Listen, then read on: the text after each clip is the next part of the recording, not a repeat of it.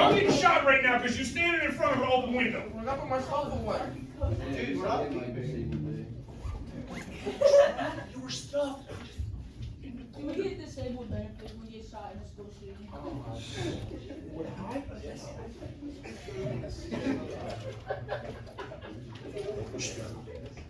He's so tired of it.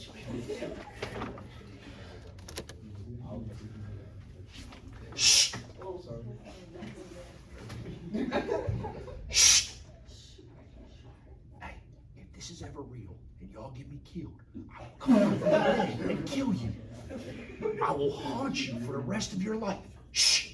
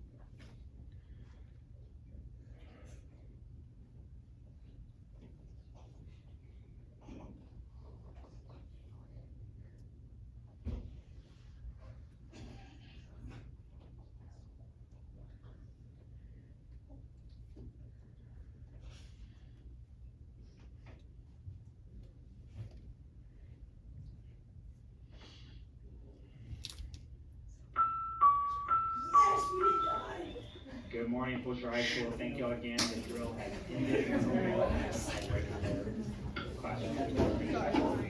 Turn the lights on. Turn the board on. Yeah, it really is. Oh, wait. Especially with everybody in the corner. Like, all Yeah, y'all on top of your business. Take terrible. Okay. Someone brought snacks in the pistol here, bro. Oh, yeah, I'm going up to the door. Redemption way we I'll save all of them. Dude, no, like, think about it. It's like if someone walks in with our all holding the desk and all this thing, I'm just chuck the desk at him. What is he doing? All right. Guys, don't worry, I'll save those. Well, I thought I stopped it. Maybe I didn't stop it. Whatever. Now we're just gonna have a drill. So if you go to rewatch this, you can just skip that 5 minutes. Okay. During the Obama administration, they also tried to get the DREAM Act done, right, which is the Development, Relief, and Education for Alien Minors Act, which is why it's DREAM. Congress loves to do stuff like that, right? Make it like sound good. This is basically aimed at protecting minors from deportation were people that were brought here as minors. And you should understand that this makes sense, right? Like if your parents bring you here as an immigrant, right? Even let's assume for the sake of argument your parents come here illegally, right? Like they cross the border illegally and enter into the United States and you're like 2 years old. It doesn't make a lot of sense to send you back to a country that you've never really been like a citizen of. Yes? This ultimately is unsuccessful, and so then a couple of years later they're going to go with DACA, which is just a Deferred Action Childhood Arrivals, which basically says we're not going to kick kids out. All right. During the Obama administration, we have the Occupy Wall Street movement, in which basically people are beginning to complain about income inequality in the United States, and it's worth looking into. It really is. Because income inequality in the United States is now getting to be astronomical and very, very drastic. Okay? Ultimately, Occupy Wall Street is limited in its success because it's limited in its sort of organization, its structure, and its actual like achievable goals. Okay? The reality is sort of the city of New York just wants to wait them out. There are enough people, because there's a couple of hundred that basically stay in a park trying to keep this protest going for months, eventually under the guise of like cleaning the park, right? We're gonna clean the park, so everybody has to vacate. The protesters were like, F that, we'll clean it for you, which they did, okay? So they didn't get vacated at that point. Bloomberg, who was the mayor of New York City at the time, basically says that they can stay, and then changes his mind, has the police go in and essentially remove them, and some of them are then arrested for like failure to follow lawful orders from the police or whatever. I mean, essentially they're arrested for resisting arrest because they won't vacate the premises. Okay, but it's not. I mean, look, they claim to be the 99%. These are just some statistics, and since we're running out of time, like you need to go and look at these on your own, right? But like the top 1% of Americans now own just an astronomical amount of American wealth. Right? Go listen to Bernie Sanders sometime and he'll do a good job of explaining to you sort of the problems with this. At one point in time in America, like the 4 richest dudes owned 50% of everything in America. Do you understand that? There are 330 million people in this flipping country. 4 dudes owning half of it is not good. Okay? As a result of the Obama administration, there's a little bit of a pushback to the Obama administration. There is a right-wing conservative movement called the Tea Party movement that really begins in about 2012. There's a couple of people that matter for the Tea Party movement, although ultimately it's not really been all that successful. Although there has been enough infighting within the Republican Party to at least make this worthwhile. Right? So this is aimed at a new conservative ideology, which is more of a return to a libertarian ideology. This would be more of a Donald Trump, America first, like don't get involved in world politics and world events and things like that. Okay? People like Rand Paul and Thomas Massie, who both happen to be from Kentucky. Paul is a senator, Massie is a representative. Those are probably the only two in the entirety of Congress that actually care about the fact that we're $34 trillion in debt. Okay?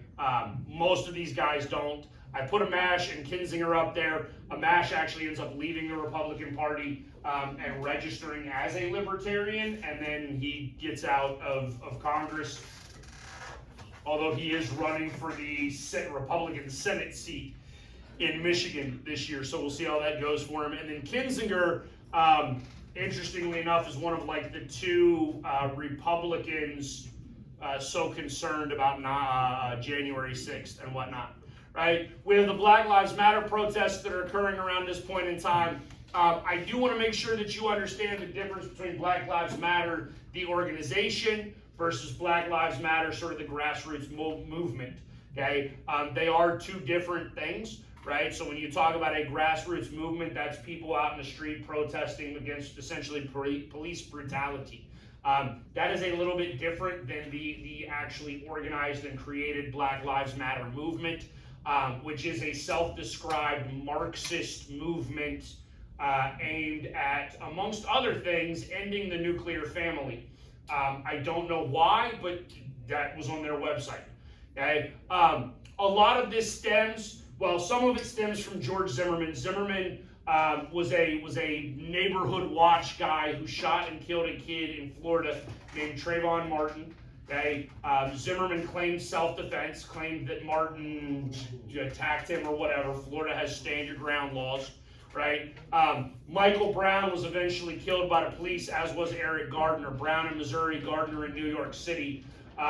And then it becomes sort of apparent that police brutality is a legitimate issue within American society. And it is, make no mistake. The way the police are trained is probably not ideal. In this day and age, the Justice Department actually went into Ferguson, Missouri and conducted an audit to see how Ferguson, Missouri was doing things, and came up with some really, really troubling results with a concept called for-profit policing that I don't have time to go over with you. Okay? This brings me to a concept called no-knock warrants, which is just a personal, I try to educate everybody about this because this is terrible. It's probably one of the worst things that happens. I'm sorry, I do not want to become a murderer, but I would. If the police break down my door at 5 o'clock in the morning, right, when it's dark, and they don't identify themselves as the police, a couple of them are going to die. I'm just being honest, right? I'm an excellent marksman. Okay? This is what no-knock warrants do. Okay? There are multiple examples, and in fact, Hank McGee and Marvin Guy are both Texans. Okay, one of them was in Killeen. I think Marvin Guy was in Killeen, and the other one was somewhere in the country in Texas. In both instances, the police execute no-knock warrants, and in both instances, the guys think they're defending their home against intruders. They shoot and kill a police officer. The reality is, no-knock warrants are not good for the public, right? Because they're just not, right? Because the likelihood of you getting shot is relatively high, but they're not good for cops. Okay? And another problem that we have in America, this is not just a policing problem, right? But we have a concept called qualified immunity. You see that pretty little girl up there? Right? She was killed in a no-knock warrant, shot in the head by a cop. How can you live with yourself? You know why? Because the cops went into the wrong house. Not even the right. They didn't even go in the right house. Do you know what happened to the cop that shot her? Nothing. Nothing. He was put on trial, but he wasn't convicted. What? Dude, how can you live with yourself after Because so that little girl was in Detroit. Y'all know what a duplex is? Like basically two front doors on the same house. They went into the wrong front door. Even if she wasn't gonna have to do it, like 6 wives. Because when police execute no-knock warrants, they do it like military style. They throw in what's called an incendiary device, a flashbang grenade, that is meant to both deafen and blind the people that are in the room. And then the police breach. The problem is, half the time, they're idiots. They throw that in, they breach, then they blind them damn selves, and then they don't know what's going on. Right? The Iran nuclear deal is trying to limit a nuclear Iran. This is wildly political. Some people think it was a good idea. Some people think it was a terrible idea. Russia annexed Crimea. This is Crimea. Then Russia has now invaded Ukraine. Democratic primary in 2016 was Bernie Sanders versus Hillary Clinton. I've already mentioned him multiple times. Right? Trump wins COVID-19. Trump was impeached. We're done. Great semester. Let's go!